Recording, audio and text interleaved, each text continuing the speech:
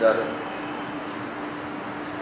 سب سے پہلے ہمارے آقا نامدار امام زمان نور خداوند برکت نور مولانا شاہ کریم الحسینی حاضر امام کے مبارک نام پر صلوات پڑھیے۔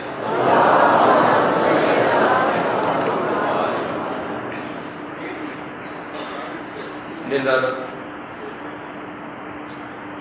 آپ جانتے ہیں کہ دین کی باتوں کو سمجھانے کے لیے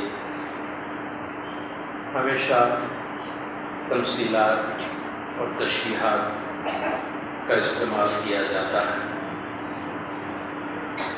قرآن حکیم میں اللہ تبارک و تعالیٰ نے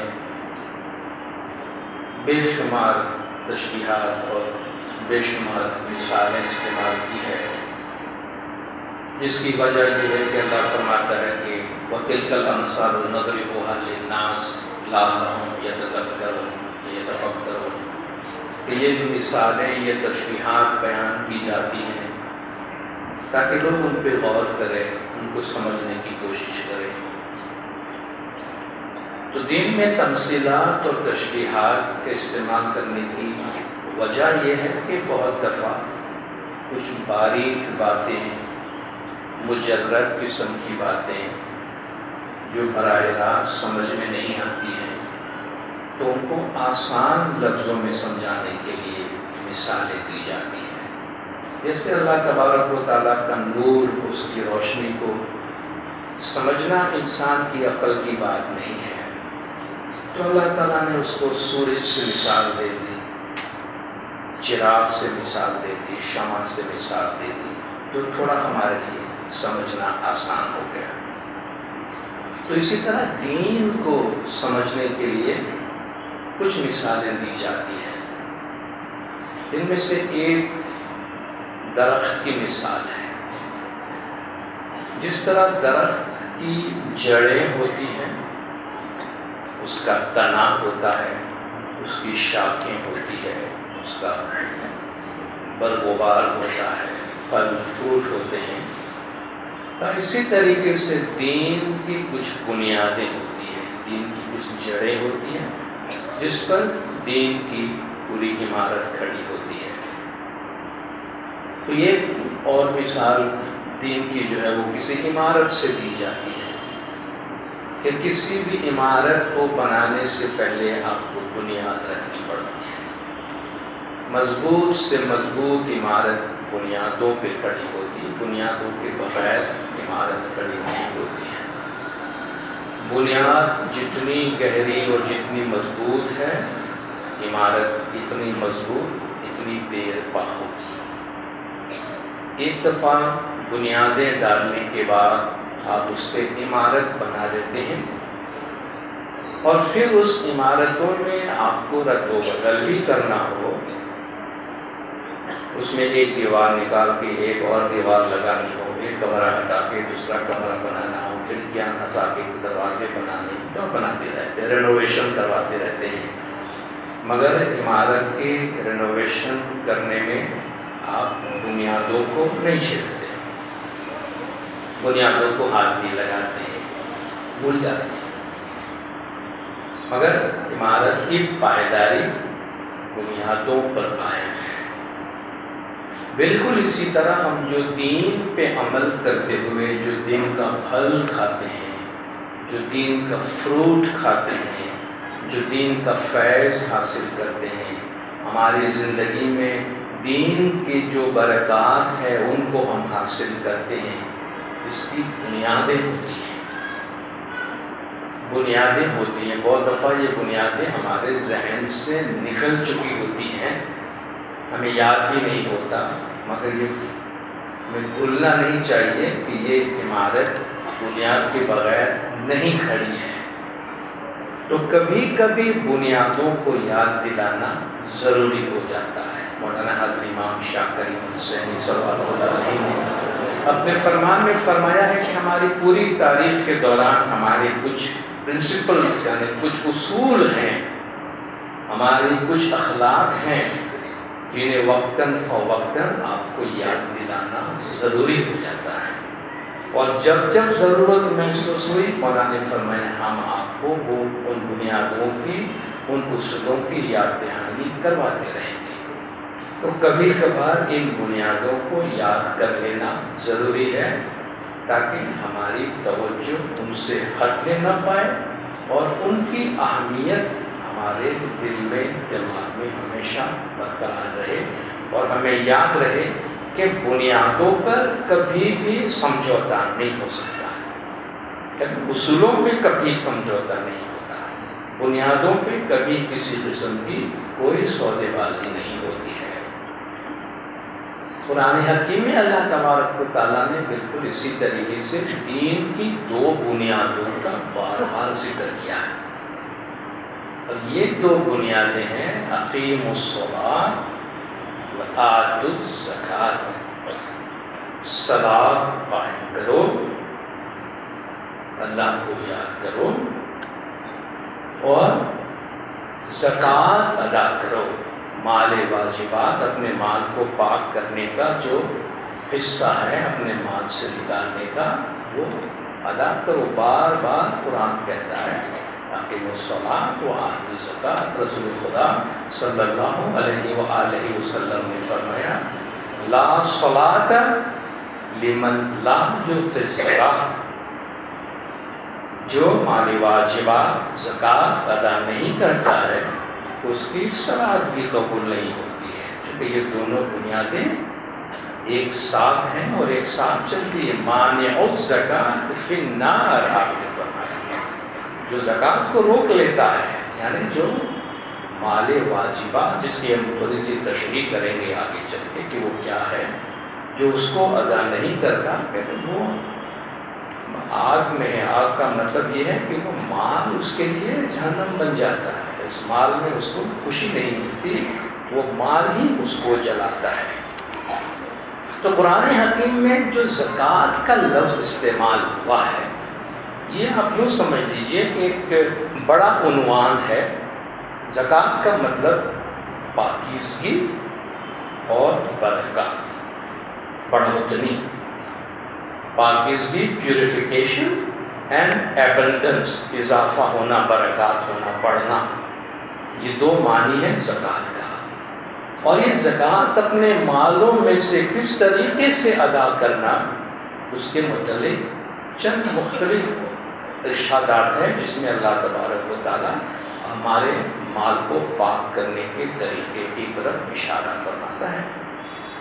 جیسے مال غنیمت کے بارے میں اللہ نے فرمایا، جس میں خمس کا حکم آتا ہے قرآن شریف میں کہ وَاعْلَمُوا أَنَّمَا غَنِمْتُم مِّن شَيْءٍ فَأَنَّ لِلَّهِ خُمُسَهُ وَلِلرَّسُولِ وَلِذِي الْقُرْبَىٰ وَالْيَتَامَىٰ وَالْمَسَاكِينِ وَابْنِ السَّبِيلِ، تمہیں جو مال غنیمت حاصل ہو جائے۔ اس وقت لوگ یہ تشریح کرتے تھے کہ جب حضور اکرم صلی اللہ علیہ وآلہ وسلم صلی اللہ علیہ اور مسلمین جہاد میں جایا کرتے تھے، اور جہاد کے نتیجے میں جو مال غنیمت ان کے ہاتھوں میں آیا کرتا تھا، اس میں سے کتنا حصہ وہ خدا کو دیتے تھے؟ خمس، 20%، پانچواں حصہ، یعنی اس مال غنیمت کے 5 حصے کریں گے، ایک حصہ آپ خدا، رسول، ذی القربیٰ، یتامہ، مساکین و ابن السبیل، یعنی یہ مال واجبات ہو گیا، یعنی 100 روپے میں سے 20 روپے اللہ فرماتا ہے آپ اس مال غنیمت میں سے دین کا حق ہے، خدا کا حق ہے، جو آپ نکال کے الگ کریں گے۔ یہ خمس کا حکم قرآن شریف کے اندر ہے۔ قرآن شریف کے اللہ تعالیٰ نے عشر کا بھی حکم دیا ہے۔ عشر عشرہ سے نکلا ہے، جس کے معنی دہیک ہوتا ہے، دہیک، 10واں حصہ۔ عشر سبزیوں، پھلوں، جو ہمارے کھیتی باڑی میں سے جو ہماری فصل ہے اس میں سے خدا کا حق نکالنے کا حکم ہے۔ عشر کا جو پیمانہ ہے، عشر کا جو مقدار ہے، وہ اللہ نے قرآن میں نہیں بتایا ہے، وہ رسول خدا صلی اللہ علیہ وآلہ وسلم نے اپنی احادیث میں فرمایا ہے۔ مگر اللہ تعالیٰ نے فرمایا کہ اللہ نے تمہیں زمین دی ہے اور جس میں تم کھیتی باڑی کرتے ہو، اناج کماتے ہو، تو جس دن تم اپنا اناج کاٹتے ہو، اپنی فصل کاٹتے ہو، آتو حق ہو یوم حصادہ، جس دن آپ اپنی فصل کاٹو اس میں سے خدا کا حق نکالو۔ تو ہمارے فصل میں سے 10% عشر یا 10واں حصہ خدا کی راہ میں یعنی مالی واجبات کے طور پر نکالنے کا ہم کو حکم دیا گیا ہے۔ تھوڑی اس کی تشریح یہ کی گئی، اگر بارانی زمین ہے، پانی بھی اللہ نے آسمان سے دیا ہے، تو آپ کو 10% نکالنا ہے۔ اگر وہ نہری زمین ہے، پانی کے لیے آپ کو محنت کرنی پڑی ہے، آپ نے نہر کاٹ کے پانی کا بندوبست کیا، تو نصف عشر دیا جاتا ہے کہ اس کا بھی آدھا آپ خدا کی راہ میں نکالیں، مگر اللہ کے راہ میں نکالنے کا حکم ہے۔ پھر صدقات کا حکم ہے۔ جب آپ کوئی نیک کام کرتے ہیں، کوئی فیصلہ کرتے ہیں، اس فیصلے میں برکات کے واسطے، یا کوئی مشکلات آ گئی ہے، اس مشکلات کی آسانی کے لیے آپ کو خدا کے راہ میں صدقات دینے کا حکم فرمایا گیا ہے، اور وہ صدقات دینے کا ہمیں حکم ہے، اور لینے کا حکم رسول خدا صلی اللہ علیہ وآلہ وسلم کو دیا گیا ہے، اور اس میں اس کی برکات کا بھی ذکر کیا گیا ہے۔ خذ من اموالہم صدقۃ تطہرہم وتزکیہم بہا وصلی علیہم ان صلاتک سکن لہم۔ اے رسول خدا صلی اللہ علیہ وآلہ وسلم، آپ ان کے مال میں سے صدقات لے لیجئے، جب وہ لے کے آتے ہیں آپ قبول کیجئے۔ یہ پہلا مرحلہ ہے۔ مومنین سے کہا گیا کہ آپ رسول خدا کے حضور میں پیش کریں گے، رسول خدا کو حکم ہے کہ آپ قبول کریں گے۔ قبول کر کے کیا کریں گے؟ تو تطہرہم، آپ ان کو پاکیزہ کر دیجئے۔ مال لے کر آپ کا مال پاک ہوتا ہے۔ وتزکیہم، آپ ان کا تزکیہ کیجئے، یعنی آپ ان کو باطنی پاکیزگی بھی دیجئے۔ تزکیہ اور زکوٰۃ کا ایک مطلب برکات بھی ہے، یعنی آپ ان کے مال کو پاک کیجئے، ان کی روحوں کو پاک کیجئے، ان کو برکات دیجئے۔ تو مال ادا کرنے سے برکت المال فی اداء الزکوٰۃ، حضور نے فرمایا مال کی برکات ہے زکوٰۃ ادا کرنے میں، اس کا نام ہی زکوٰۃ ہے کہ وہ آپ کو پاک کرتا ہے اور اس میں برکات ہوتی ہے۔ اس کے بعد وصلی علیہم، یہ صدقات آپ قبول کر کے ان کے حق میں دعائیں کیجئے، آپ ان کو دعائیں دیجئے، بلیسنگز دیجئے، کیونکہ ان صلاتک سکن لہم، آپ کی دعا میں ان کے دلوں کو سکون ملے۔ ہم سب سکون کے پیچھے ہی تو بھاگ رہے ہیں، ہم صبح سے رات تک دوڑ دھوپ آخر کس چیز کے لیے کرتے ہیں کہ زندگی میں سکون کے 2 لمحات میسر آ جائے۔ اللہ تبارک و تعالیٰ فرماتے ہیں آپ ان کو دعائیں دیجئے، آپ کی دعاؤں میں ان کے لیے سکون ہے، ان کے لیے راحت ہے۔ یہ برکات ہے جو ہم اپنے مال میں سے جب مال واجبات نکال کے پیش کرتے ہیں، اس کے نتیجے میں جو دعائیں ملتی ہے، اس سے ان دعاؤں کے نتیجے میں ہمارے زندگی میں یہ خوشی، یہ راحت اور یہ سکون ملتا ہے۔ آپ جانتے ہیں دین اسلام کی 2 بڑی بڑی تشریحات ہیں۔ ایک اہل سنت والجماعت کی تشریحات ہیں، جو قرآن حکیم کی تعلیمات کی تشریحات رسول خدا صلی اللہ علیہ وآلہ وسلم کی سنت میں سے، اور اس کے بعد ان کے علماء کرام کی تشریحات کے مطابق چلتے ہیں۔ دوسری شیعہ تشریحات ہے۔ شیعہ تشریحات میں ہم جانتے ہیں اور شیعوں کا عقیدہ ہے کہ حضور اکرم صلی اللہ علیہ وآلہ وسلم نے حضرت امیر المومنین کشف مولا مرتضیٰ علیہ صلوات اللہ علیہ کو اپنے بعد اپنا امام مقرر فرمایا، انہیں دین کا ولی قرار دیا، جو دین اسلام کی تشریح کرتے ہیں۔ تو اہل شیعہ میں دین اسلام کی اور قرآن شریف کی تشریح کی ذمہ داری امام کے پاس ہے، پرم شیعہ امام اسماعیلی مسلم زمانے کے امام کی تشریح کے مطابق دین اسلام کی تمام تعلیمات میں، جس میں زکوٰۃ کی تشریح بھی شامل ہے، ان پر ہم عمل کرتے ہیں۔ ہمارے ائمہ علیہ السلام کی تشریح یہ ہے کہ ہم اپنے حق حلال کی کمائی میں سے 10 یعنی 10واں حصہ مال واجبات کے طور پر زمانے کے امام کی خدمت میں پیش کرے۔ اس میں عشر، اس میں زکوٰۃ، اس میں خمس، سب چیزیں شامل ہو جاتی ہیں۔ یہ زمانے کے امام کی ہدایات ہیں۔ حضرت امام مسلم صلی اللہ علیہ السلام کی بڑی مشہور کتاب ہے، آپ جانتے ہیں، جن کو پیر کا درجہ دیا گیا ہے، پیر پندیوں کے جوان مردی۔ پیر پندیوں کے جوان مردی کی یہ کتاب اصل فارسی زبان میں امام مسلم صلی اللہ علیہ السلام کے اقوال پر مبنی یہ کتاب ہے، جو مولانا نے ایران سے ہند کی جماعت کو تعلیمات کی صورت میں بھیجی تھی، اور اس کا فارسی متن بھی آپ میں سے بہت سے لوگ پڑھے ہوں گے اور آپ اس کو پڑھ رہے ہوں گے۔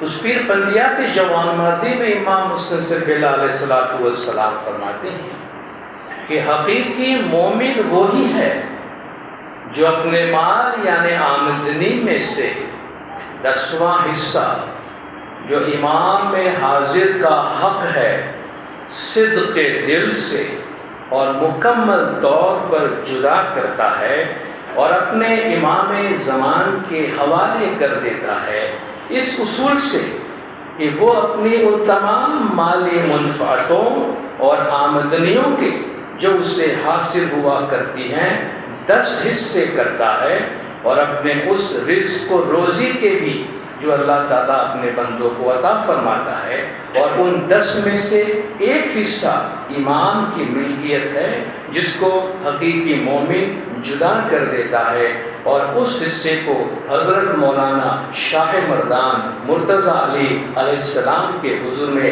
جو حی و حاضر ہے بلا کم و کاست پہنچا دیتا ہے۔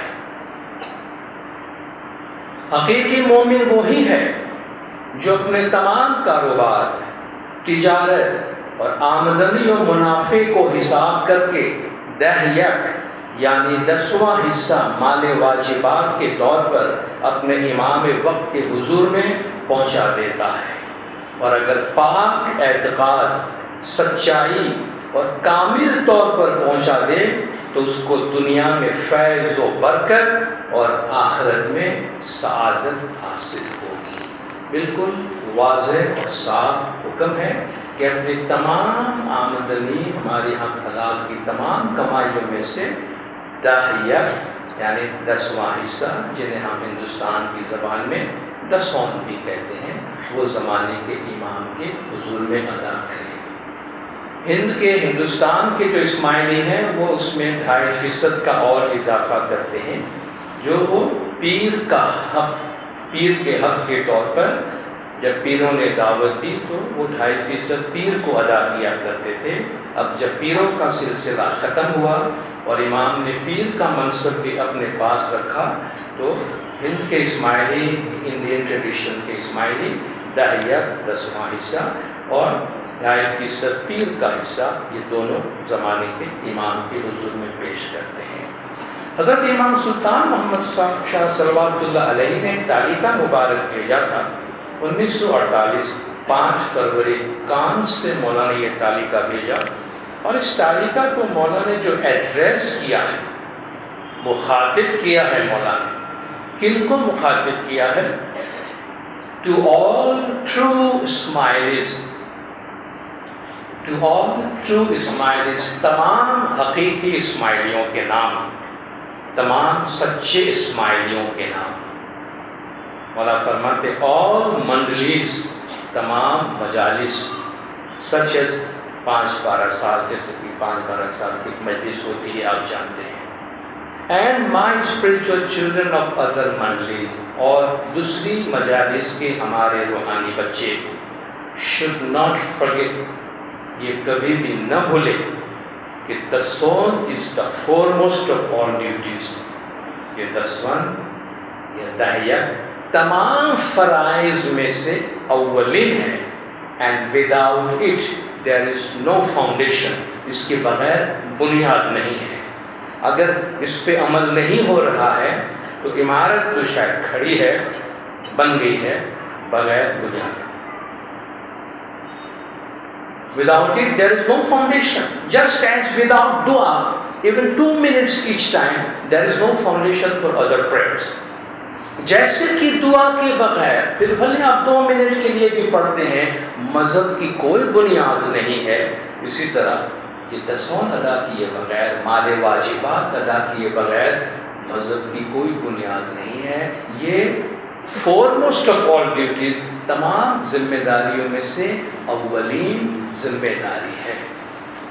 یہ بنیادیں ہیں. 2 پیروں پہ میں کھڑا ہوں، آپ سب 2 پیروں پہ کھڑے رہے، اس پہ ہمارا پورا جسم کھڑا ہے. خدا نہ خواستہ ان پیروں میں جب تکلیف ہو جاتی ہے، کبھی گھٹنا بیٹھ جاتا ہے،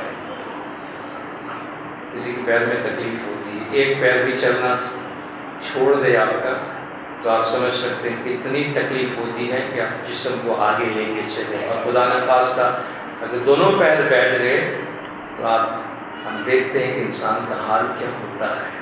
اس کا پورا جسم جس پہ کھڑا ہے وہ سہارا جب جواب دے جاتا ہے تو کتنے دوسرے سہاروں کی ضرورت پڑتی ہے کہ وہ اپنے جسم کا استعمال کرے اور اپنے آپ کو آگے بڑھائے. یہ 2 بنیادیں ہیں، دعا اور دسون، عبادت اور دسون، مال واجبات، جس پر دین کی بنیاد کھڑی ہوئی ہے، دین کی عمارت کھڑی ہوئی ہے، جسے کبھی بھی فراموش نہیں کرنا چاہیے. اور یہ بنیادیں ایسی ہیں کہ بار بار آپ اس کے بارے میں سوالات بھی نہیں اٹھاتے ہیں. بچہ پیدا ہوتا ہے تو باپ کے ساتھ، ماں کے ساتھ ایک رشتہ بن جاتا ہے نا، اس کو رینیول کی ضرورت تو نہیں ہوتی. ماں باپ کے رشتے کی تجدید ہوتی ہے. کوئی 10 سال تک ڈیڈی نے مجھے بیٹا نہیں کہا، وہ ابھی تک میرا ابا جان ہے کہ چینج ہو گئے، وہ ابا جان چینج نہیں ہوتے نا.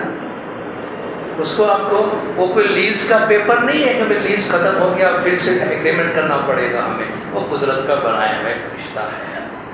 تو یہ ایسی چیزیں ہیں. دین کی بنیاد ایک دفعہ پڑتی ہے، سو پڑ جاتی ہے، عمارت بنتی ہے، اس پہ عمل کیا جاتا ہے، اس پہ سوال نہیں اٹھایا جاتا. بنیادوں پر آپ بار بار بنیاد کو کریٹ کے نہیں دیکھتے ہیں کہ عمارت کی بنیاد مضبوط ہے کہ نہیں ہے، وہ اپنی جگہ پر ہے. آپ اس کا دھیان رکھیں، اس کا خیال کریں. تو یہ دین کی بنیادیں ہیں.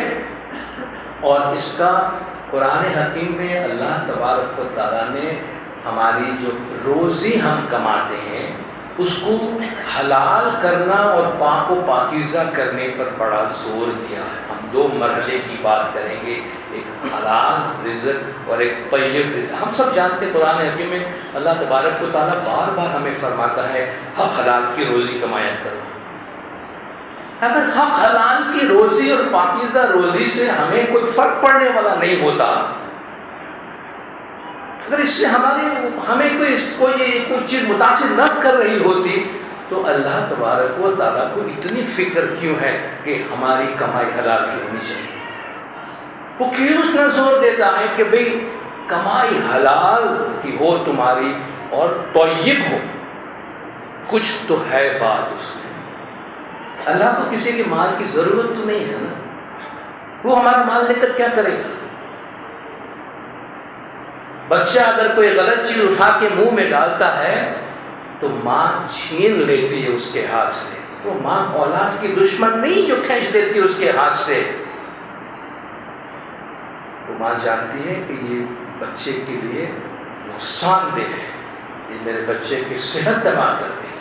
اسی طرح اللہ تبارک و تعالیٰ فرماتے ہیں ایسا لقمہ منہ میں مت ڈالو اے طائر لاہوتی، اس رزق سے موت اچھی. اے طائر لاہوتی، اس رزق سے موت اچھی جس رزق سے آتی ہو پرواز میں کوتاہی.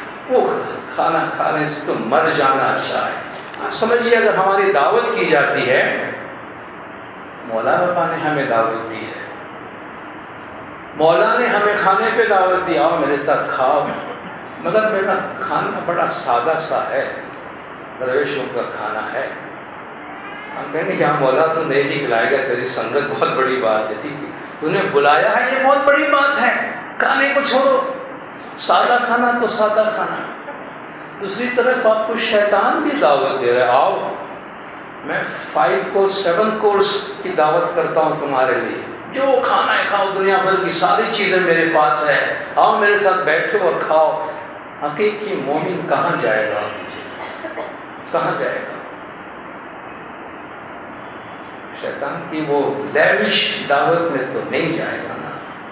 سارے لذیذ کھانے کو دیکھ کر وہاں نہیں بھاگے گا کہ کھانا تو ٹھیک ہے مگر سنگت کس کی ہے، صحبت کس کی ہے، شیطان کی دعوت کس کی ہے، شیطان کی لعنت ایسے کھانے کے اوپر۔ ہم یہ کہیں گے یا مولا تیری سنگت میں، کہتے ہیں بھائی مولا تو جہاں بھی رکھے گا، ہماری زندگی تو وہ ہے جو تیرے ساتھ ہے۔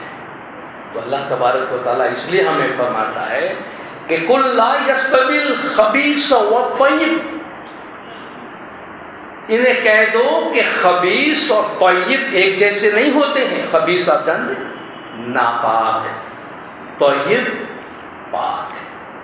کہہ دو کہ ناپاک اور پاک ایک جیسے نہیں ہوتی۔ وَلَوْ أَعْجَبَكَ كَثْرَةُ الْخَبِيثِ، اور اگرچہ آپ کو کثرت خبیث کی کثرت آپ کے دلوں کو، آپ کے نظروں کو کتنا ہی نہ بھاتا ہو، کتنا ہی اٹریکٹیو کیوں نہ لگتا ہو۔ عام طور پر حرام کے پیسے میں اٹریکشن بہت زیادہ ہوتا ہے، راتوں رات مل جاتا ہے، شارٹ کٹ بنا لیتا ہے نا آدمی۔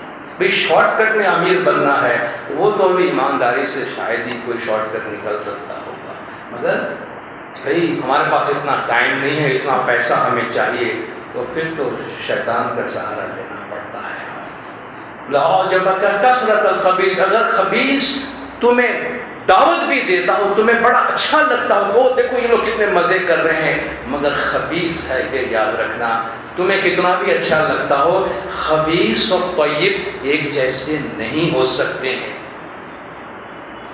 فرماتا ہے فَاتَّقُوا اللَّهَ یا اولو الالباب، یا اولی الالباب لعلکم تفلحون، اے عقل مندو اللہ سے ڈرو، خبیث کو ہاتھ نہیں لگاؤ، اللہ سے ڈرو تاکہ تم فلاح حاصل کرو۔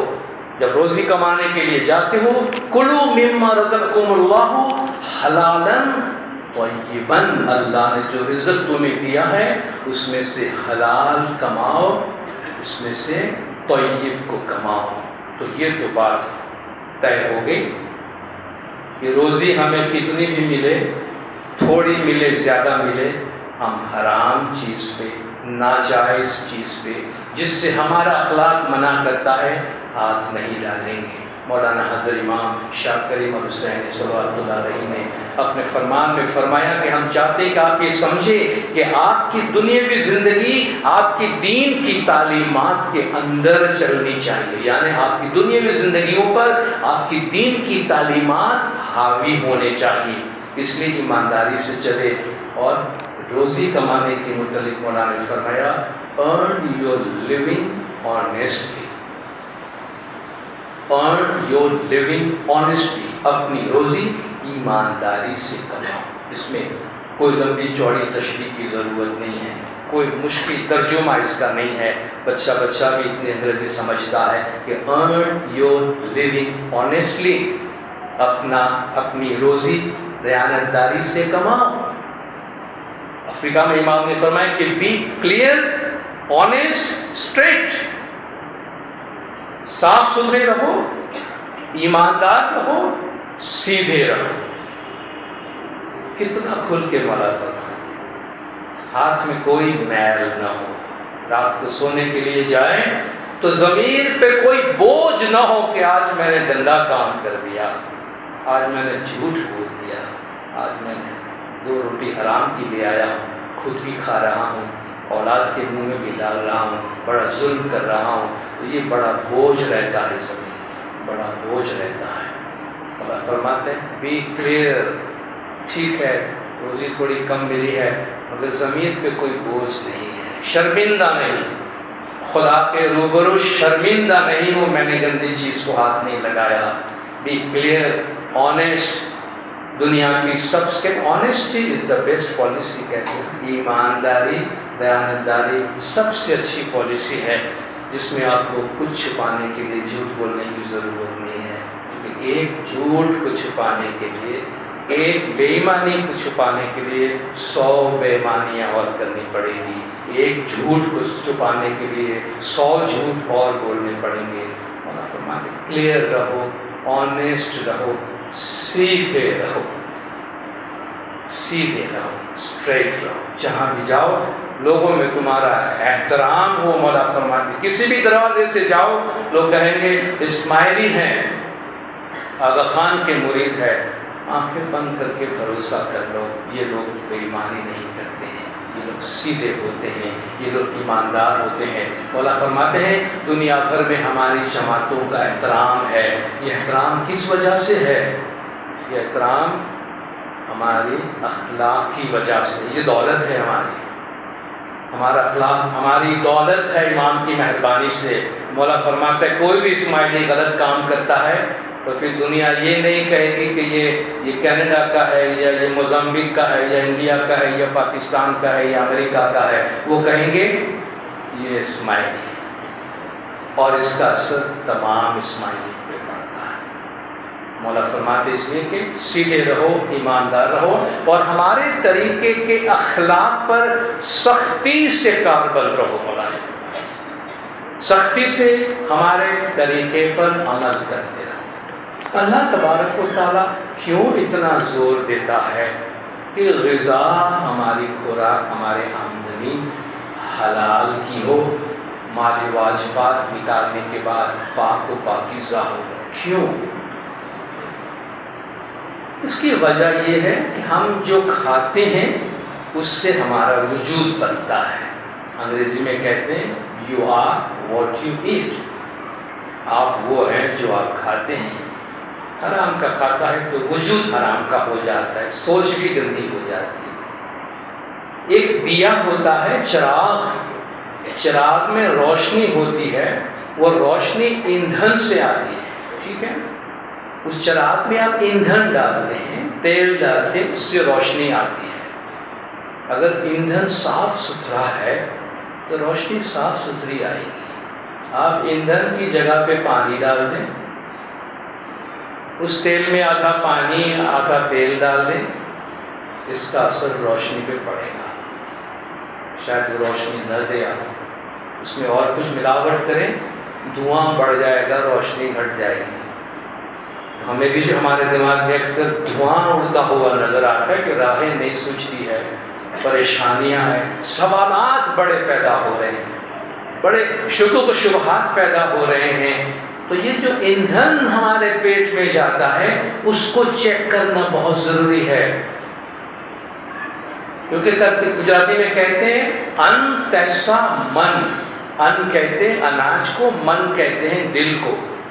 ان تیسا من، جو آپ کا اناج ہے ویسا آپ کا دل ہے۔ تو یہ انرجی ہے۔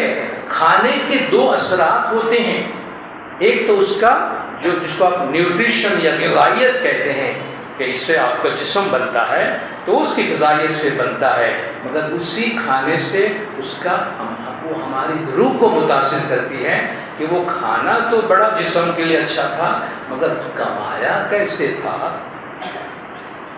کمایا کیسے تھا، دیا کہاں سے تھا، اس کا اثر ہماری روح پہ پڑتا ہے۔ تو کھانے کے ساتھ اس کے روحانی اثرات آتے ہیں۔ آپ اس بات کو یقین کرتے ہیں کہ نہیں کہ کھانے کے ساتھ، کھانے پینے کی چیزوں کے ساتھ روحانی اثرات آتے ہیں؟ ہم روزانہ اس کی پریکٹس کرتے ہیں کہ کھانے اور پینے کی چیزوں کے ساتھ روحانی اثرات ہوتے ہیں، ہم خود ڈیلی یہ پریکٹس کرتے ہیں، شاید لاشعوری طور پر۔ جماعت خانہ سے لیا جانے والا جورا اور بازار سے خریدے ہوئے بسکٹ میں آپ فرق کرتے ہیں؟ فرق کرتے ہیں؟ گھر میں آپ نے کھانا پکایا، مولا کے لیے مہمانی نکالی، اس کھانے میں اور اپنے کھانے میں فرق کرتے ہیں کہ نہیں کرتے ہیں؟ جماعت خانہ سے کوئی چیز مہمانی سے بھی آپ لے کر گئے ہیں تو اس میں اپنے گھر کے کھانے میں، آب شفا کی پیالی کے پانی میں اور بازار کے منرل واٹر میں آپ فرق کرتے ہیں نہیں کرتے ہیں؟ کیا کرتے ہیں؟ کیوں کرتے ہیں؟ ان میں کیا ہے؟ ان میں کیا ہے؟ آپ بازار سے پانی لا کے شاید پھینک دیں گے، لیکن آپ کبھی بھی مولا کے مقدس گھر کے پانی کے ساتھ وہ سلوک کریں گے؟ نہیں کریں گے۔ آپ ناندی میں لی ہوئی اپنی چیزوں کے بارے میں 10 دفعہ سوچتے ہیں کہ میں کسی اور کو نہیں دوں گا، میں خود کھاؤں گا، میرے گھر والے کھائیں گے، ٹھیک ہے نا؟ کیوں یہ سلوک کرتے ہیں آپ ان کے ساتھ؟ ہم جانتے ہیں اس کے ساتھ تقدس وابستہ ہے، اس میں پیار و محبت، ایمان کی دعائیں، شفقت، یہ جماعت خانے کے ماحول سے، ایمان کی دعاؤں سے ہو کر لوٹی ہے، تو اس کے ساتھ برکات آئی ہیں، دعائیں آئی ہیں۔ یہ ہماری دولت ہے، یہ ہماری دولت ہے۔ ان چیزوں پر سوار ہو کر یہ دعائیں ہم تک پہنچتی ہیں۔ تو کھانے پینے کے یہ روحانی اثرات ہوتے ہیں۔ مائیں جب پیار سے اپنے بچے کے لیے کھانا پکاتی ہے تو اس میں صرف کھانا ہی نہیں ہوتا ہے، ماں کا پیار بھی جاتا ہے، بہنوں کا پیار بھی جاتا ہے، گھر کے ممبروں کا پیار بھی جاتا ہے۔ یہ ایک روحانی اور باطنی لین دین ہوتا ہے۔ تو یہ فرق ہم خود کرتے ہیں۔ اس لیے جو خوراک ہم کھاتے ہیں، جو کھانا ہم کھاتے ہیں، اس سے ہماری باطنی زندگی، روحانی زندگی بنتی ہے۔ تو اگر وہ خوراک ہمارا پاک و پاکیزہ نہیں ہے، مال واجبات نکالنے کے بعد اس کو ہم نے طیب نہیں بنایا ہے اور وہ ہم کھا رہے ہیں، تو پھر طرح طرح کے سوالات، طرح طرح کی الجھنیں، طرح طرح کے جو وسوسے ہیں وہ ہمارے وجود کے اندر پیدا ہوتے ہیں۔ تو جو ہم ڈالتے ہیں وہی پیدا ہوتا ہے۔ حلال ہم بوئیں گے اپنے وجود میں تو سارا وجود حلال بنے گا، حرام اپنے وجود میں بوئیں گے تو اس میں سے حرام نکلنے والا ہے۔ امام آقا سلطان محمد شاہ صلی اللہ علیہ کے حضور میں ایک شخص مہمانی میں حاضر ہوا اور عرض کرتا ہے کہ یا مولا، میرے دل میں اندھیرا پیدا ہو رہا ہے۔ شکر ہے کہ اس کو پتہ چلا کہ اس کے دل میں اندھیرا پیدا ہو رہا ہے، شاید پہلے روشنی میں ہوگا اور اب روشنی کم ہو گئی ہے، تو اس سے خود کو احساس ہوا کہ کچھ بے چین ہے۔ مولا نے پوچھا کیا ہو رہا ہے تجھے؟ یا مولا سوالات پیدا ہوتے ہیں، وسوسہ ہوتا ہے، مذہب سے دلچسپی نہیں رہتی ہے، دینی باتوں سے دلچسپی نہیں ہوتی ہے، بس اندر بڑی الجھن ہے۔ یہ اس طرح ایک مریض ڈاکٹر کے پاس جاتا ہے اور اپنی علامتیں بتاتا ہے، ڈاکٹر صاحب پیٹ میں درد ہو رہا ہے، متلی آ رہی ہے، سر میں درد ہو رہا ہے، تو ڈاکٹر مرض سمجھتا ہے، تشخیص کرتا ہے، دوا لکھتا ہے۔ تو مولا مرض کا علاج، مرض بھی سمجھ گئے، مولا نے علاج بھی نسخہ لکھ کے دے دیا، زبانی بتا دیا مولا نے، دیکھو جھوٹ نہیں بولنا، یہ دوائیاں لکھ رہے ہیں مولا، اس کی 5 دوائیاں تھی مولا، جھوٹ نہیں بولنا، پرائے مال کا طمع نہیں رکھنا، بد نظری نہیں کرنا، حق حلال کی کمائی کر کے، مال واجبات ادا کر کے پھر کھانا، حسد نہیں کرنا۔ 5 گولیاں لکھ دی مولانا، آپ اس کو گولی کہیں، سرپ کہیں، کچھ بھی کہیں، یہ دوائیاں۔ اب دیکھیں یہ علاج ہے۔ علاج کیا تھا کہ گڑبڑ ہے کھانے میں، گڑبڑ ہے عمل۔ ایک نسخہ اس میں وہ آ گیا نا کہ حق حلال کی کمائی کر کے، 10 مال واجبات ادا کر کے پھر کھانا، کیونکہ جو چیز اندر جا رہی ہے وہ پرابلم کر رہی ہے۔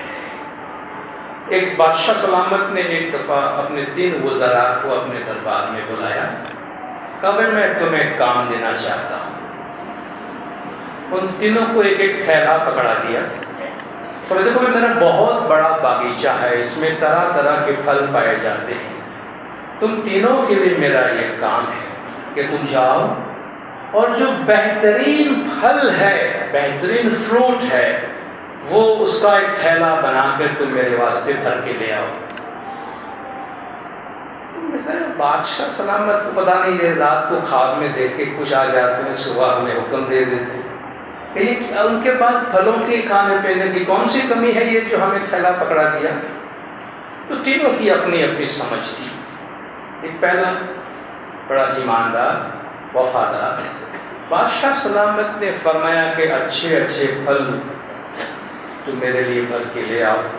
وہ گیا باغیچے میں، صبح سے شام تک محنت کرتا رہا، تمام پھلوں میں سے جو بہترین پھل ہے وہ اس نے اپنے تھیلے میں ڈالے، اپنا تھیلا پورا کیا۔ دوسرا تھوڑا ہوشیار تھا، اس نے کہا کہ ہو نہ ہو بادشاہ سلامت کو ایک تو پھلوں کی ضرورت نہیں ہے، اس کے پاس کون سے کھانے کی کمی ہے، دوسرا اس کے پاس کون سا وقت ہے کہ ہمارا تھیلا کھول کے دیکھنے والا ہے کہ ہم نے کیا جمع کیا ہے۔ اس کو شوق ہو گیا، کام دینے کا کام دے دیا۔ اس نے کہا کہ چلو جو ہاتھ میں آتا ہے ڈال دو، آدھا کچا آدھا پکا، آدھا سڑے آدھے کھلے، جو بھی ملا اٹھا کے اس نے اپنا تھیلا بھرا۔ تیسرا اسمارٹ تھا۔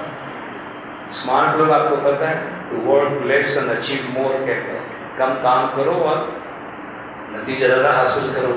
اسمارٹ تھا یہ پھل جو ہیں وہ بڑے وزنی ہیں،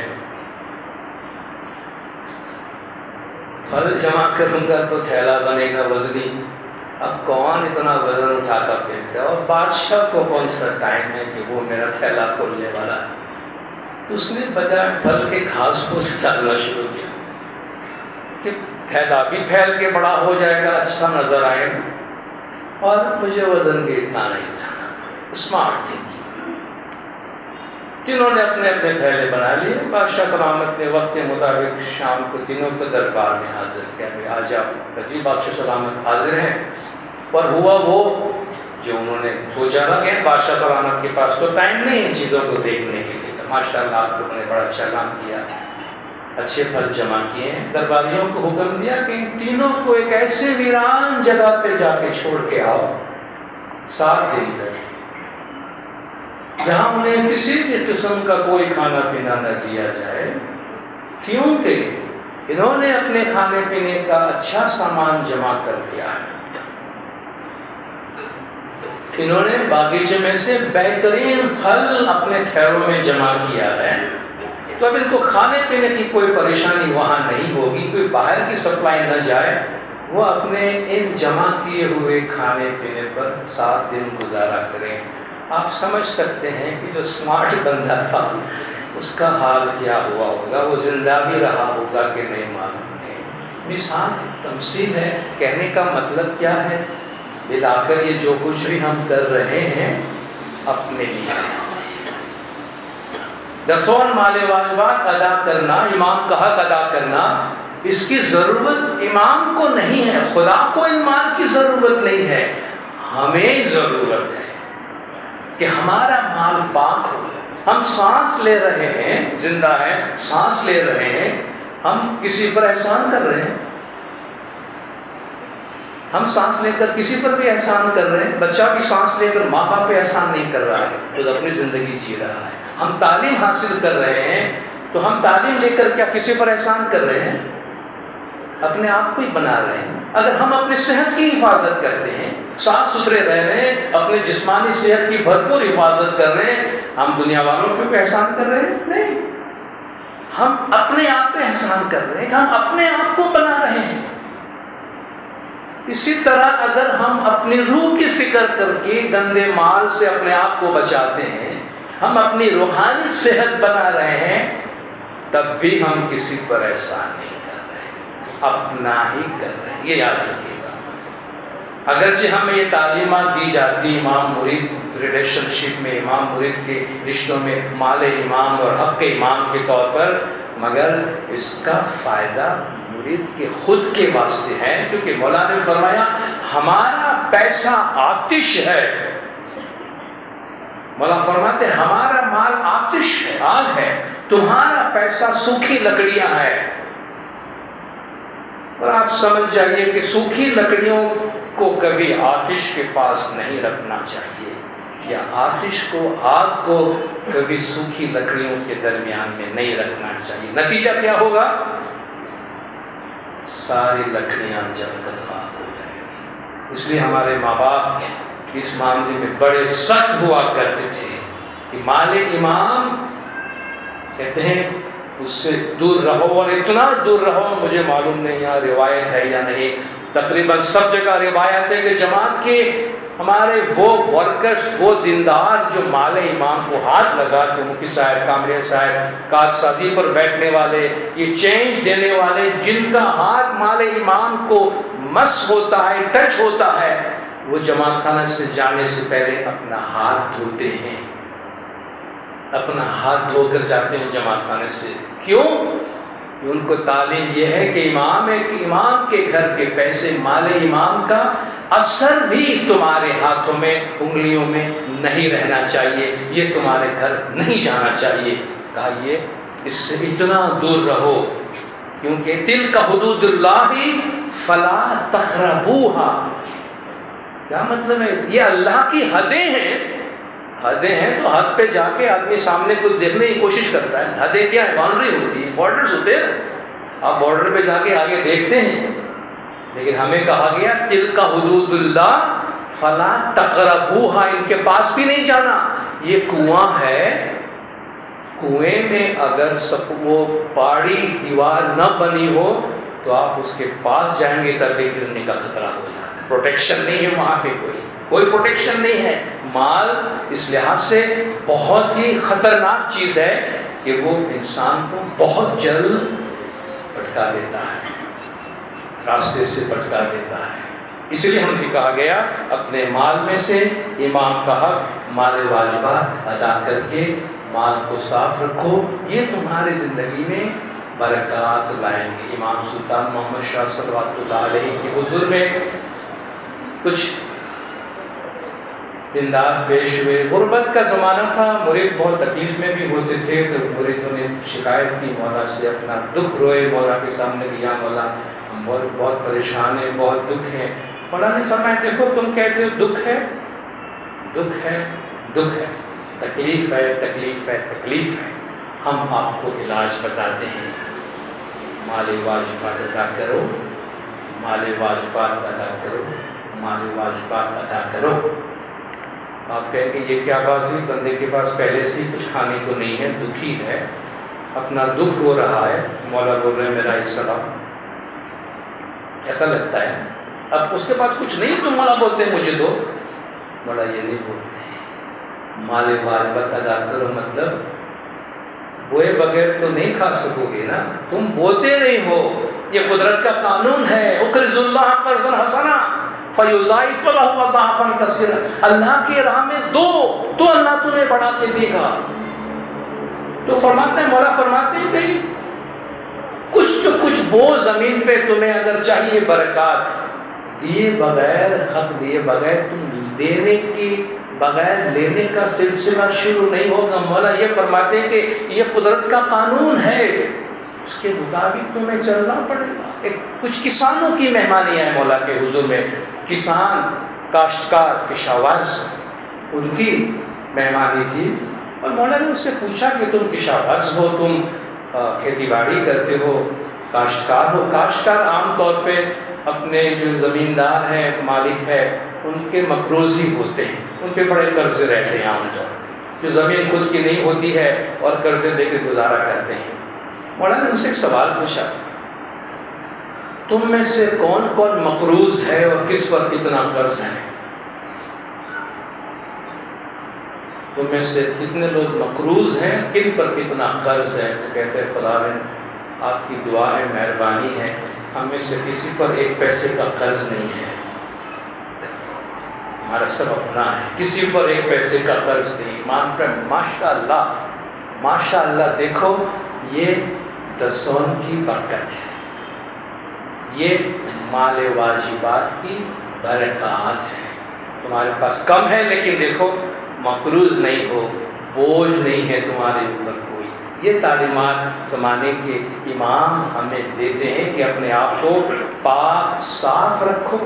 مولانا حضرت امام شاہ کریم حسین صلوات اللہ علیہ 1995 میں جب مولا پہلی دفعہ تاجکستان گئے ہیں، یہ پہلی ملاقات تھی سینٹرل ایشیا کی اس جماعت سے مولا کی ملاقات کی، اور مولا کی ملاقات کے دوران وہاں کا جو چیف خلیفہ ہے وہ مولا سے ذاتی ملاقات میں گئے، اور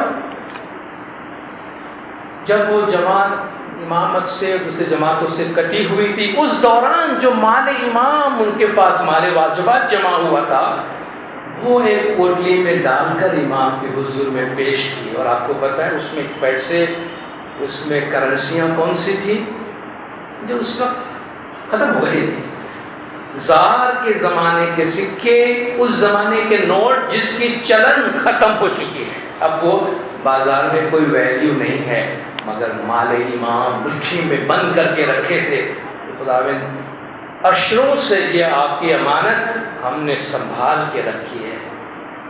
مولا اشک بہار ہو گئے، مولا کی آنکھوں میں آنسو آ گئے۔ مولا کے ساتھ ہمارے وائز ہادی میر شاہی موجود تھے، مولا ان کی طرف دیکھتے کہ مولا کی آنکھوں میں آنسو ہیں کہ دیکھو ان لوگوں نے کتنے مشکل وقت گزارے ہیں، ان کے پاس کھانے کو کچھ نہیں تھا، ایسے وقت آئے ہیں، مگر مال امام سنبھال کے رکھا ہے جو آج آپ مولا کے حوالے کر رہے ہیں۔ آپ سمجھیے کہ اس وفاداری کا صلہ پھر کیا ملنے والا ہوتا ہے۔ پیر سبزلی جب وسط ایشیا کے دورے پہ نکلے تھے، کہتے ایک جگہ پہ وہ گئے ہیں، دور دور سے جماعت آ رہے، ایک جگہ پہ وہ پہنچے ہیں تو ایک خاتون ان کے پاس آئی، پردہ پوش خاتون تھی، پیر کے پاس آئے، کچھ اس کے ہاتھ میں پوٹلی تھی، ان کے ہاتھ میں تھما دی، نقاب ایک لمحے کے لیے اٹھایا، پیر کی آنکھوں میں دیکھا اور یہ کہا کہ میرا شوہر اتنا شریح ہے، مجھے مذہب پہ عمل کرنے کی آزادی نہیں تھی، مال امام سنبھال کے رکھا ہے، میں نے یہ مال امام سنبھال کے رکھا ہے میرے مولا کے حوالے، میں مولا کے نمائندے کے حوالے کرتی ہوں۔ ہم نے مولا کا دیدار تو نہیں کیا، آپ کی آنکھوں نے مولا کا دیدار کیا ہے، ہم نے آپ کی آنکھوں کا دیدار کیا، آپ کی آنکھوں میں ہم نے مولا کا دیدار کیا۔ آج یہ امانت مولا کے سپرد، یہ مرید امام کا رشتہ ہوتا ہے، یہ مرید امام کا رشتہ ہوتا ہے۔ مولا فرماتے ہیں ایسے وقت میں جب مرید امام کو نہیں بھولتا ہے تو امام بھی اپنے مریدوں کو کبھی نہیں بھولیں گے، امام بھی اپنے مریدوں کو کبھی نہیں بھولیں گے۔ آپ کو یاد ہوگا جب کویت پہ عراق نے حملہ کیا تھا، کویت پر عراق نے حملہ کیا تھا اور پھر کویت کو آزاد کرنے کے لیے امریکہ نے اور اتحادی فوجی وہاں گئی۔ یہ قصہ بہت لمبا ہے۔ کویت کے اسماعیلیوں کو، بڑی جماعت 250 کی جماعت کویت میں، وہاں کے اسماعیلیوں کو کویت سے نکالنے کا جو موقع آیا اور مولا نے اس کے لیے کام کیا اور کس طرح جماعت کو نکالا، وہ ایک بڑی لمبی کہانی ہے۔ میں صرف اس کا وہ حصہ آپ کو بتانا چاہتا ہوں کہ جو گلف کی جماعتیں ہیں اور گلف کی کونسل ہیں، متحدہ عرب امارات اور GCC کنٹریز کے جماعتیں ہیں، انہوں نے ایک فنڈ جمع کیا اور مولا کے حضور میں وہ فنڈ کے لیے مولا کو اطلاع دی گئی کہ یا مولا گلف کی جماعتیں اتنے $1000 انہوں نے جمع کیا ہے، کویت سے جماعت کی انخلا میں مولا ہم مدد کرنے کے واسطے یہ آفر کرتے ہیں۔ مولا نے فرمایا نہیں، اب یہ امام کی ذمہ داری نہیں۔ مرید کہتے ہیں وَمَنْ أَوْفَى بِمَا عَاهَدَ وَمَنْ نَقَصَ فَإِنَّمَا يَنْقُصُ عَلَى نَفْسِهِ، جس نے توڑا وہ اپنے آپ پہ توڑا، جس نے وفا کیا فَسَيُؤْتِهِ أَجْرًا عَظِيمًا، جو وفادار رہے۔ مولا نے فرمایا یہ وفادار مرید امام سے وفاداری کرتے ہیں، آج ان پر برا وقت آیا ہے، آج امام کی ذمہ داری۔ مولا نے فرمایا شکریہ، مگر سارے اخراجات امام پہ، سارے اخراج۔ اور آپ کسی بھی کویتی اسماعیلی کو مل کے پوچھئے گا کہ کویت سے پورا عراق ہوتے ہوئے انہیں ترکی تک لے جایا گیا ہے، کہتے میرے مولا نے ہمیں اس طرح نکالا ہے جس طرح مکھن میں سے بال کو نکالا جاتا ہے۔ آپ کوئی ملے تو کبھی پوچھئے گا، اسے قصہ سنیے گا۔ یہ مرید امام کا رشتہ ہوتا ہے اور یہ ایک وفا کا رشتہ ہوتا ہے، یہ ایک وفاداری کا رشتہ ہوتا ہے۔ میں ایک سوال پر تھوڑا سا تبصرہ کر کے اپنی جگہ لوں گا، جو بہت سے لوگ دسوں کے حوالے سے بتاتے ہیں، جو کہتے ہیں کہ صحیح ہے آپ دسوان پہ آپ مال واجبات پر اتنی تفصیل سے بات کرتے ہیں، مگر حاضر امام کے فرمان میں تو مال واجبات کا کوئی تبصرہ، کوئی تذکرہ نہیں آتا ہے۔ مولا بالکل خاموش ہیں، مولا اپنے فرمان میں کبھی مال امام کا ذکر نہیں کرتے ہیں. یہ سوال کیوں اٹھتا ہے؟ وہ کہتے ہیں کہ ایسا تو نہیں ہے کہ جی مولا نے بند کر دیا اور آپ بولے جا رہے ہیں. سوال بڑا ویلڈ ہے اپنی جگہ پہ کہ امام زمان اس کا تذکرہ نہیں کرتے ہیں. کیا امام زمان کسی چیز کا تذکرہ ڈائریکٹلی کرنا بند کر دیں تو ہم ان کو جماعت سے بند کر دیں گے؟ ہم خود بھی بند کر دیں گے. کل چاند رات ہے، چاند رات کی مجلس ہے، آپ سب چاند رات کی مجلس میں آتے ہیں، فرمان سنتے ہیں. ہمیشہ آپ چاند رات کی مجلس میں کون سے فرمان سنتے ہیں؟ حضرت امام کا سلطان محمد شاہ صلوات اللہ علیہ نے چاند رات کی مجلس کے بارے میں فرمایا. پچھلے 60 سال میں مولانا حضرت امام نے چاند رات یا چاند رات کی مجلس پہ ایک بھی فرمان نہیں کیا ہے. مجلس اب تک چل رہی ہے. کسی نے آپ سب یہ سوال نہیں پوچھا کہ یہ مجلس ہم کیوں کر رہے ہیں، مولا کا کوئی فرمان نہیں ہے. دیکھیے بچہ جب چھوٹا ہوتا ہے تو ماں باپ چھوٹی چھوٹی چیز پوائنٹ آؤٹ کرتے، بیٹا یہ بھی برش بھی کر لینا، منہ بھی دھو لینا، یہ بھی کر لینا، ہاتھ بھی دھو لینا. جوان بچے کو یہ سب چیزیں کہنے کی ضرورت نہیں ہوتی ہے. اب اس کو ہائیجین پتہ ہے، اسے صفائی پتہ ہے. آپ ان کے عقل دانش پہ بھروسہ کرتے ہیں. آپ مجھے ایک بات بتائیے حضرت امام یہ بات تو بار بار فرماتے ہیں نا، پریکٹس یور فیتھ ریگولرلی، اپنے مذہب پہ باقاعدگی سے عمل کریں. یہ تو فرماتے ہیں نا. اپنے آباء و اجداد کے مذہب پہ قائم رہیں، یہ تو فرماتے ہیں. باقاعدگی سے جماعت خانے میں آئیں، یہ تو فرماتے ہیں. اے زندہ بولو، یہ نہیں فرماتے ہیں. توبہ کرو، یہ نہیں فرماتے ہیں. نیاز پیو، یہ نہیں فرماتے ہیں. چھانٹا لو، یہ نہیں فرماتے ہیں. تو کیا مولا یہ فرما رہے ہیں کہ جماعت خانے کا چکر لگا کے واپس چلے جاؤ؟ کم تو جماعت خانہ ریگولرلی روزانہ جماعت خانہ ہے، اس کا مطلب یہ ہے کہ اس گیٹ سے آ کے اس گیٹ سے نکل جاؤ، یا یہ سب کچھ کرو ہے. یہ سب کچھ کرو ہے اس فرمان کے اندر، بظاہر نہیں ہے مگر مضمر ہے ہاں. تو پریکٹس یور فیتھ ریگولرلی، باقاعدگی سے اپنے مذہب کی پریکٹس کریں. تو مذہب میں کیا ہے؟ اور میں عرض کر گیا کہ مذہب کی بنیادیں ہیں اور مذہب کی شاخیں عمارت ہے. تو بنیاد کیا ہے؟ دعا و دسم تو بنیاد ہے. آپ مجھے وہ تاریخ، وہ مہینہ، وہ گھنٹہ بتا سکتے ہیں جس دن مذہب کی پریکٹس میں سے دسوت خارج ہو گیا ہے یا مولا نے خارج کر دیا ہے؟ اچانک کیسے ہم نے اس کو خارج کر دیا کہ جب پریکٹس آف فیتھ آ جائے، مذہب پہ عمل کرو، اس میں سب کچھ ہے مگر دسم نہیں، اس میں مال واجبات نہیں ہے. یہ کنکلوژن، یہ اندازہ ہم نے کیسے نکالا؟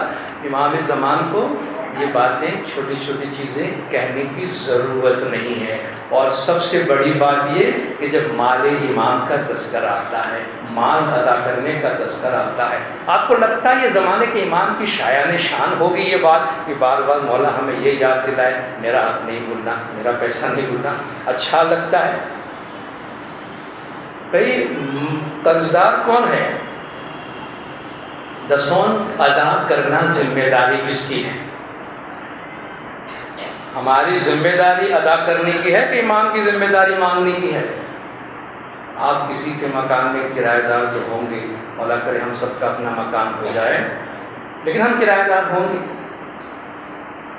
ایگریمنٹ کے مطابق تاریخ پہ کرایہ ادا کرنا کرایہ دار کی ذمہ داری ہے یا مالک مکان کی ذمہ داری ہے کہ وہ آپ کو یاد دلائے ہر مہینے آ کے کہ مجھے کرایہ ادا کرنا؟ اچھا کرایہ دار تو اپنے ٹائم پہ ادا کرتے. آپ کہیں گے 3 مہینے سے مالک مکان نے یاد نہیں دلوایا ہے تو میں نے اب کرایہ دینا بند. کیا آپ یہ سمجھتے ہیں آپ کا کرایہ چلا جائے گا، نہیں ادا کریں گے؟ ایک شریف آدمی اپنے کسی پیارے کو قرض دینے کے بعد قرض بھی یاد دلانے میں شرمندگی محسوس کرتا ہے. اپنا آدمی ہے، کیا بات، چھوڑو فیملی میں ہے، دوست میں ہے، یا مربت کی بات ہے، اچھا نہیں لگتا یاد دلانا، ٹھیک ہے نا. آپ اپنا پیسہ اپنے کسی عزیز کو دے کے قرض دلاتے بھی یاد نہیں دلاتے ہیں. مولا سے یہ توقع رکھنے کہ مولا آپ کو پیسے کے بارے میں یاد دلائے بار بار آ کے، ورنہ ہم نہیں دیں گے مولا کو. یہ مولا کے شایان شان لگتا ہے ہمیں کہ ہم اپنا فرض ادا کرنے میں کوتاہی کریں اور ذمہ داری مولا پہ ڈال دیں گے. مولا ریمائنڈر نہیں دیں کیا باپ ہر دوسرے مہینے بچے کو یاد دلائے کہ تو میرا بیٹا ہے.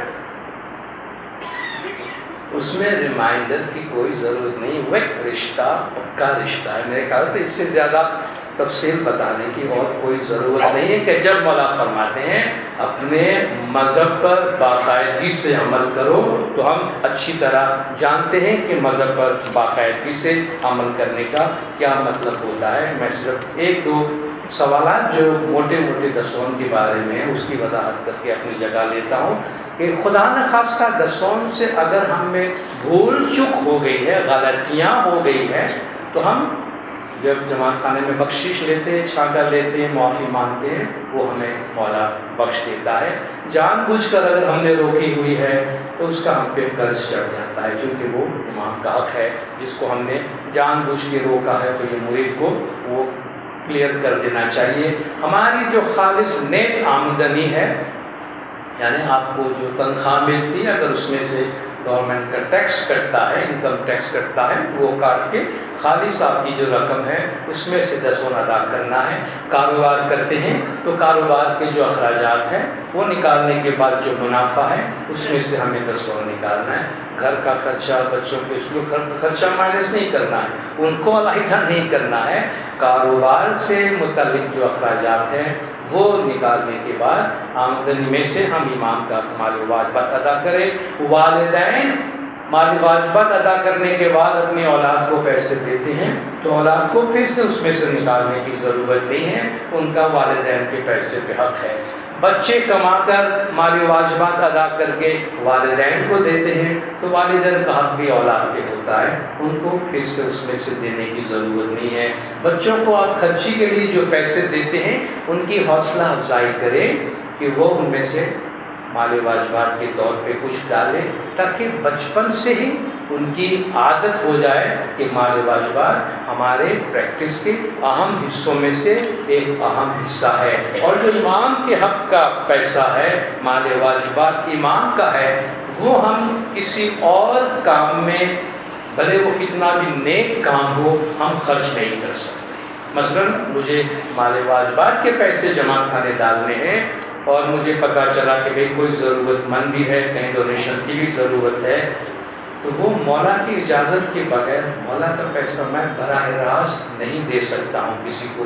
یہ ایسا ہی ہوا کہ ہم نے مولا کی جیب میں ہاتھ ڈال کے اور خیر خیرات کر دیا کسی کو، تو وہ بہت ہی بے ادبی کی بات ہوگی۔ یا آپ جماعت خانے کے پان پہ ہاتھ ڈال کے وہاں سے پیسے اٹھا کے جی میں غریبوں کی مدد کر رہا ہوں، یہ اختیار تو بگاڑ صاحبان کے پاس بھی نہیں ہے، یعنی امین کے طور پر یہاں ہے، ان کے پاس مولا کی امانت جمع ہوتی ہے اور یہ مولا کے سپرد کر دیتے ہیں، تو مولا کا مال مولا کے حوالے، پھر حقداروں کو پہنچانا ان کا کام ہے۔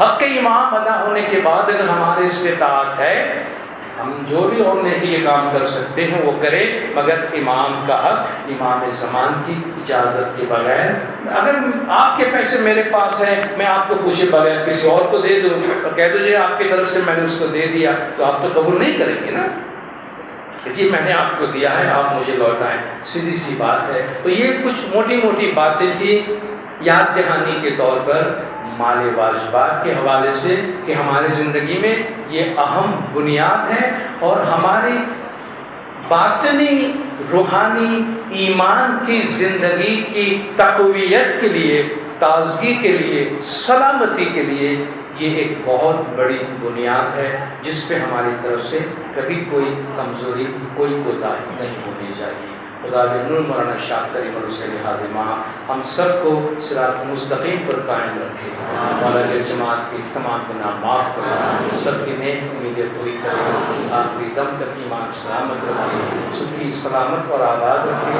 اپنا دیدار نصیب کرے۔ سلام پڑھتے ہیں۔